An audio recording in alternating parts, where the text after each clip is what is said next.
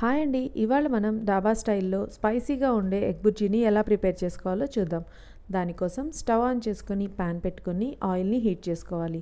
అది వేడెక్కిన తరువాత దానిలోనికి కొద్దిగా సోంపు, సన్నగా కట్ చేసుకున్న అల్లం, ఆనియన్, పచ్చిమిర్చి, కొద్దిగా సాల్ట్, పసుపుని కూడా యాడ్ చేసుకొని ఆనియన్స్ కాస్త ఫ్రై అవ్వనివ్వాలి.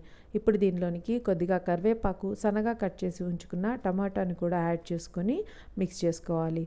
ఇప్పుడు కొద్దిగా కారం, ధనియాల పొడి, గరం మసాలాని కూడా యాడ్ చేసుకొని బాగా టమాటాలు మెత్తగా అయ్యేంత వరకు కుక్ చేసుకోవాలి.